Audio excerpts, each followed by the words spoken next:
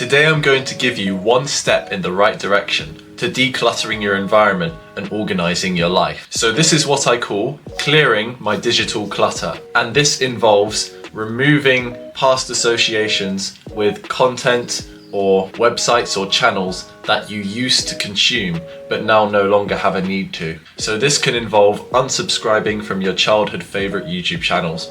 I know, it's sad, but we have to move on at some point. So I believe there's a Japanese saying, and it goes like this: having a clear environment gives you a clear mind. And it's all about keeping your environment clean so that your headspace can also be clear of all this clutter and junk that may be taking up space in your mind and keeping you unproductive. And where the digital aspect comes into this is your environment in the digital space. So that's what I mean by clearing your digital clutter. It's just like clearing your room, but you're actually clearing the space on your device. So why would we want to do this? Why would we want to cut ties with our favorite childhood creators who gave us so much joy in our previous lives? Well, the harsh truth is we all grow up and we all gain adult responsibilities.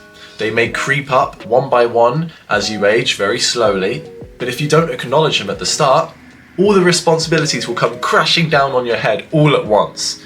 And you don't want that because it's very hard to organise yourself when that point comes. It's like putting off clearing your room for 6 months. Everything piles up on the floor, here, there, everywhere. And at some point, you gotta do it. So why not start now? I'll give you an example before I run through what you can do. So every 2 to 3 months, I download my photos from my phone onto iCloud, and then from iCloud to my PC. I mean, the real reason I do this is because my phone still only has 64 gigabytes of storage. I know, it's such a small amount. And so I run out of space every 3 months. God, that's embarrassing. So I have to pay for iCloud for 99p, get the 50 gigabytes of storage, and then transfer it over there. Because I tried it with the cable, but for some reason, my iPhone and my PC, they're Apple and Windows, they're not very compatible, so it doesn't work. Anyway, 99p every 3 months isn't much of a price to pay in my opinion,